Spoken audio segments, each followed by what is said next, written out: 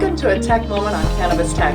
I'm your host, Christina Etter. Today we're doing a special podcast. We're actually on site at Black Dog LED to tour their new hemp lighting research facility. And we're here now talking with the leadership team. This is Noah Miller and Kevin Frender, and they're here to talk to us today about all this exciting stuff that's going on behind these walls. Welcome to the show, guys. Thank you. Thank you for having us. Absolutely. Noah, first of all, thank you so much for granting us this opportunity for the tour, and it's absolutely wild to see all of this growth and everything. So talk to us a little bit about the need for transitioning here into this new facility.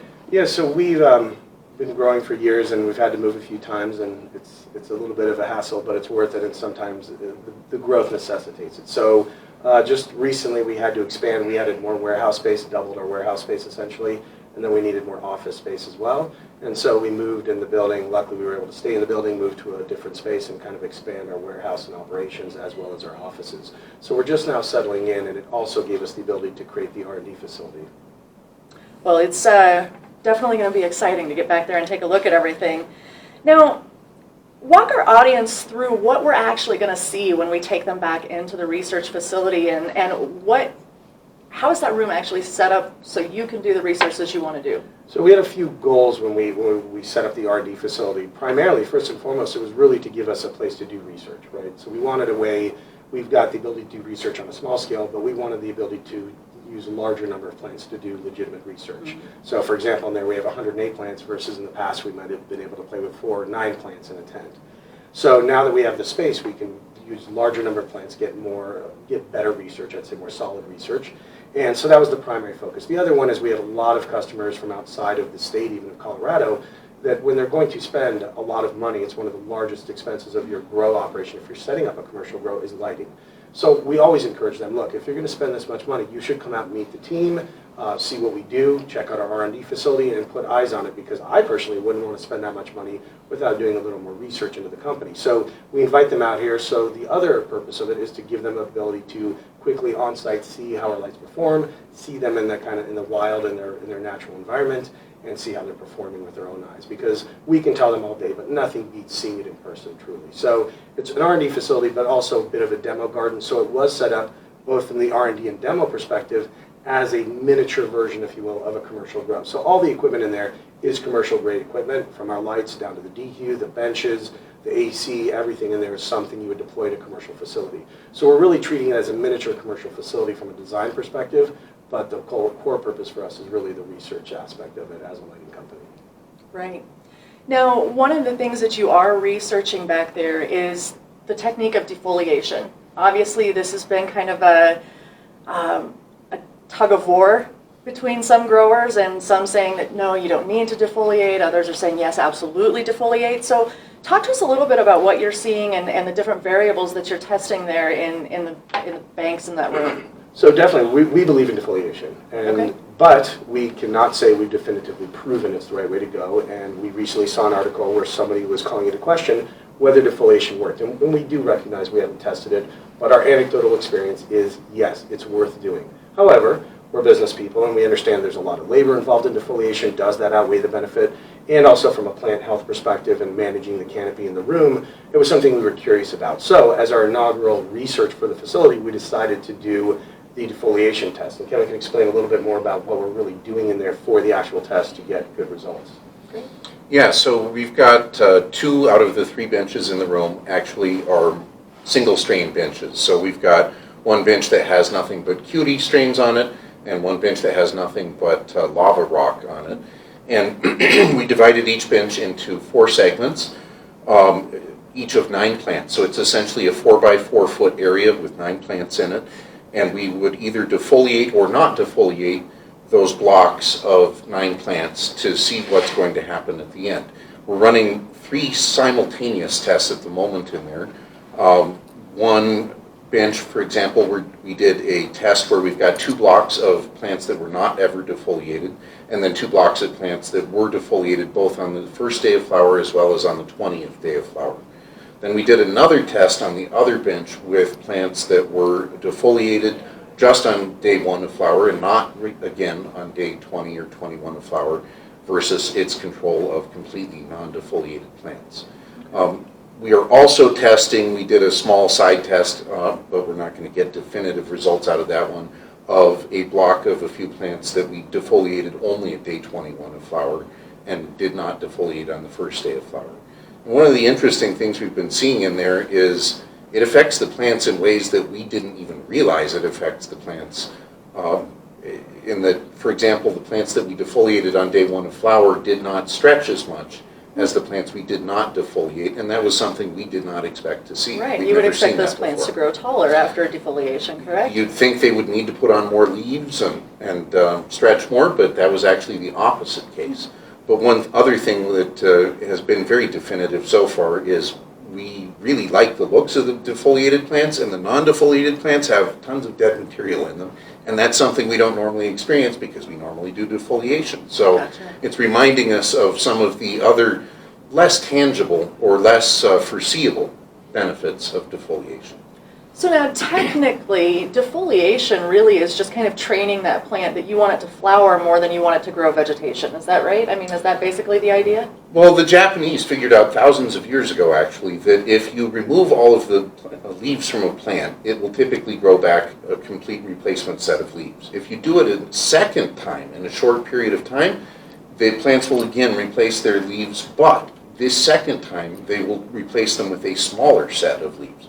That's how the bonsai enthusiasts get their maple trees to have little tiny leaves on them.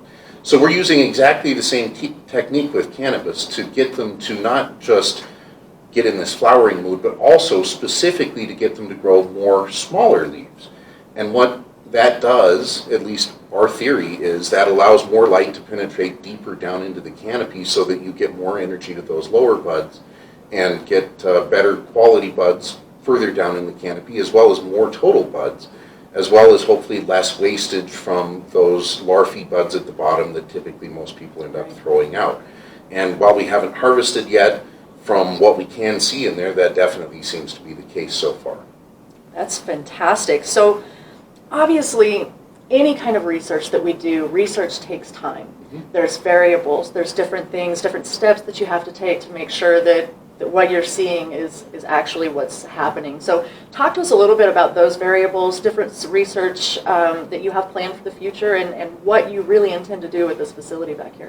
Well, and oftentimes in science, when you do an experiment, it raises more questions than answers. And so, for example, even with this very first test on defoliation, we've learned that if we do it again, it would probably be slightly different because, for example, the non-defoliated plants, because they stretch more, tended to flop over and start shading out the block of plants that had been defoliated next to them, which potentially is affecting the test. So we may need to run this experiment again to get even better, cleaner data and actually put up fences between the blocks of plants just to prevent them from interfering with each other in their growth. But real experimentation and real research does absolutely take time. We've been doing it for years now, as Noah said, on a smaller scale. This allows us to do it on a much larger scale.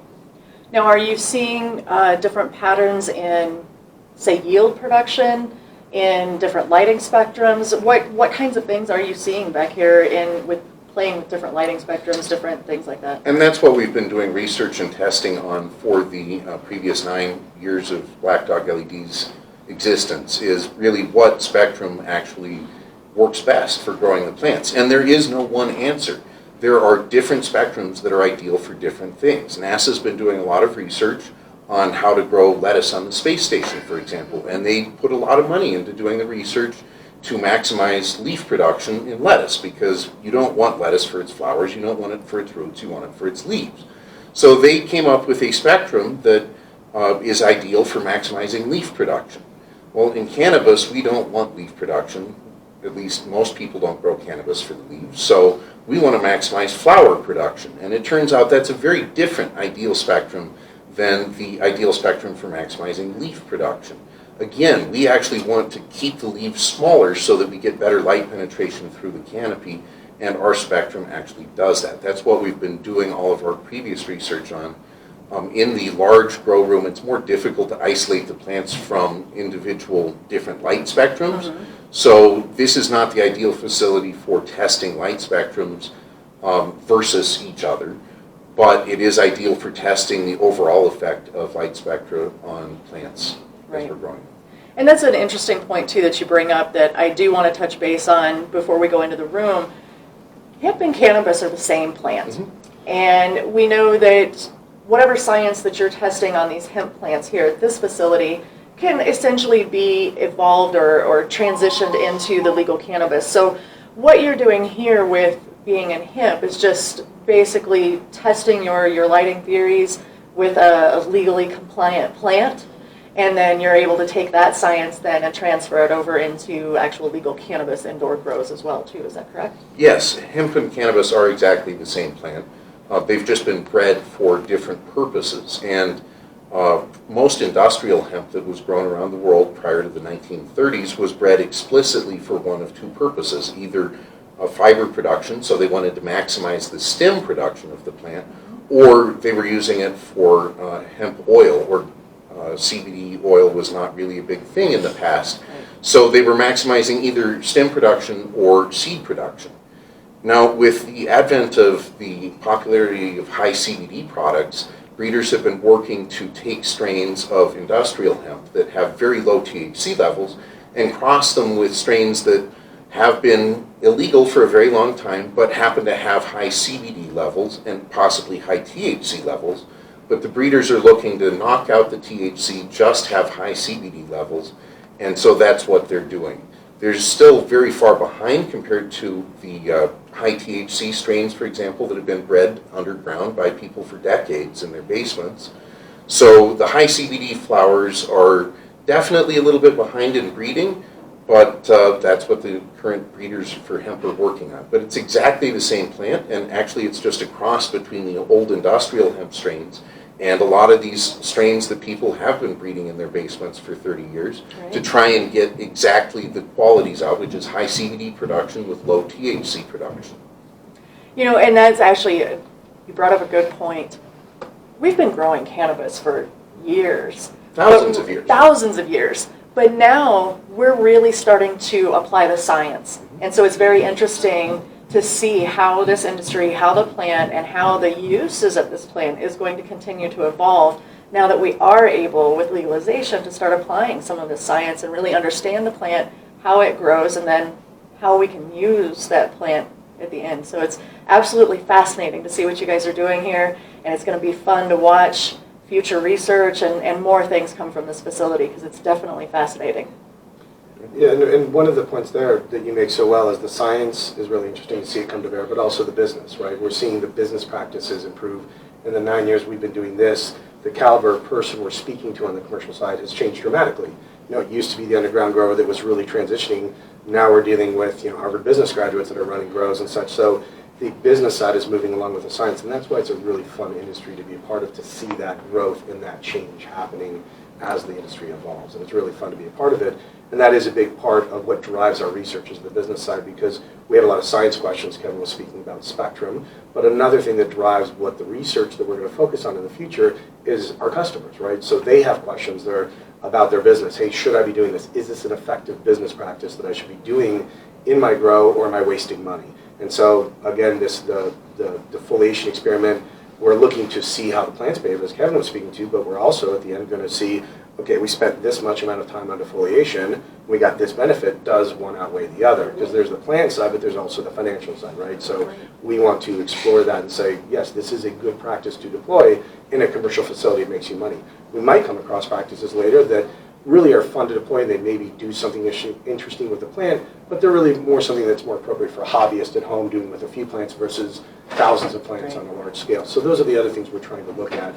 But again, that is the fun of being in the cannabis industry, is exploring these different avenues. Absolutely. I cannot thank you guys enough for allowing Cannabis Tech to come up here and take a look at your facility and see the growth that you're doing. So we definitely appreciate the time that you've taken today for this interview, and let's go take a tour now. I'm really excited to see what's going on back there. Great. Thanks for making the trek out All here. right. Thank you. Now we're going to take you on a sneak peek into Black Dog's research facilities right behind this door.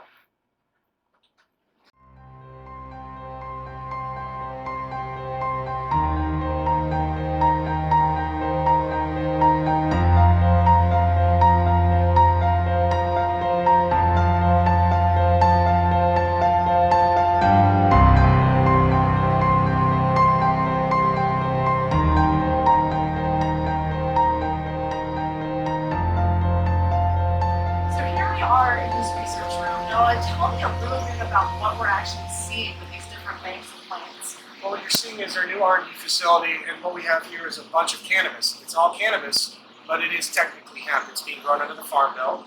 And so what you see is we've got one bench here, it's all one strain. We've got cutie. On the far bench, we've got, is it Bottle Rock on that one? Yeah. Then we've got 3 strains in here. Kevin, what are the 3 strains we have in the middle bench? Actually, we've got cutie, we've got sweet tea, there's some life, and there is honey wine at the end. So we're running different strains, but we did try to get some benches for some of the research we're doing on single strains. Well, it's absolutely phenomenal, and I think our audience is really going to love seeing this hemp being grown indoors like this, because a lot of people would look at this and think that it is cannabis, but technically it is lower than the 0.3%, so you're within those legal limits, right? Yes, correct. We're actually starting to test this week to make sure we stay below the limits. And the science is the same. So the lights here, whether you're growing hemp or whether you're growing legal cannabis, the science is technically the same, so the plants are going to love these lights no matter what. Yeah, if you're looking to learn about THC, but you don't want to grow a THC-rich plant, hemp is your closest analog to that. We were just talking the other day, there are other analogs, but nothing's going to be better than hemp to really tell you if you're doing things right. Now, one of the things I do want to touch base on, and Kevin, you can talk to this point a little bit, I think a lot of people seem to think that LED lights don't put out heat, but this room is noticeably warm. So talk to us a little bit about that myth and kind of the science behind the heating element of the LEDs. Yeah, it's a common misconception that LEDs don't put out heat. Unfortunately, physics is physics, and thermodynamics says if you put energy into something, it's all eventually going to come out as heat. So with LEDs, really the difference is we're able to use less energy to create the same amount of light we need. However, 1 watt is 3.41 BTUs of heat, regardless of whether it's going into an LED or an incandescent bulb.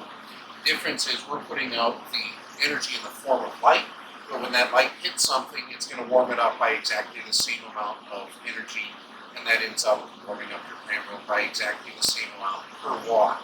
But because we're using fewer watts in here, we can get away with, to get the same amount of light, we're actually putting less heat into this room. However, you'll notice that we have 2 3-ton air conditioning units in here to help us keep up with the 12,000 watts of light we have now. Right, and I think that's a really good important point, that air conditioning is still necessary when you're growing with LEDs. It's not something that growers can skimp on when they think that LEDs are going to reduce the amount of heat in the room. It's not enough to be able to say, no, you can't do air conditioning. If you're growing with one of our smaller lights in a tent, just for a home grow, for example, chances are you won't need air conditioning as long as you can keep the room outside the tent at a reasonable temperature. But when you start putting 10, 12 lights in a room, you will need air conditioning no matter where you are. Right. Now, can you explain to us too a little bit more about this equipment? You mentioned that Hawthorne supplied a lot of your equipment here, so can you kind of explain what you have going on in the room? Yeah, so as we got more involved in commercial, we've formed more partnerships with some of the suppliers in the industry. A lot of our customers that buy our lights commercially, they need help with some of the other equipment and parts to run their grow. So we developed those relationships, and Hawthorne heard we were building this R&D facility, and they wanted to be involved, so they provided some of the gear unit here. We love their benches. We deploy these a lot of the time in commercial grows, good roll top benches, as well as the Quest DU, which a lot of your viewers are going to be used to seeing in commercial grows. So this is really commercial equipment, just scaled down to an R&D facility that's appropriate for us here at Black Dog. So the equipment, the benches and that is from there, but most of the gear here is either purchased through Hawthorne or one of the other major distributors. It is all equipment we would deploy in a standard commercial grow. Great. Now, the last thing I want to talk about while we're here in this grow is talk to us about why we're wearing these snazzy glasses. So years ago, when we had our first light, our first series of lights, the spectrum was really focused for plants, and we didn't quite understand yet how to play with that spectrum, as Kevin was speaking about earlier, to make it so that it was usable by the human eye. So when you used to come into a grow room under our lights, it was very hard to discern if maybe a plant was slightly chlorotic or nutrient deficiency, or maybe even a bug was attacking it, because the light really didn't work for our eyes. So we went to method 7, and a lot of people know about. They do a lot of grow room optics, and they say, hey, we have a need for a pair of glasses that would adjust the spectrum to make it good for human eyes, because we want to stay focused on plants. So by giving you something you can put on, we can make it easier to work underneath the lights and get basically a perfect light spectrum, basically like you're working under a CFL light, and get a good nice spectrum, but we still are taking care of the plants as best as possible. The last version of our light, though, Kevin was able to tweak the spectrum so that if you do work under the lights, you can actually see it's fairly white and your mind will turn it into mostly white light. We still recommend the glasses for safety reasons. If you're working in a grow room, any grow room, indoors, with very bright light fixtures, you should wear something to protect your eye. The last thing you want to do is look up at one of our lights without glasses on, and you could damage your sight permanently. So it's a safety thing, but also it's really nice to be able to inspect the plants and the health and all of that. So the glasses help us, and Method 7 has been a great partner. And it is very, very, very bright in here, so glasses help make it much more comfortable. They protect from UV, IR, they protect all the things we don't want, but they then, of course, correct the spectrum. So very handy to have them. Definitely.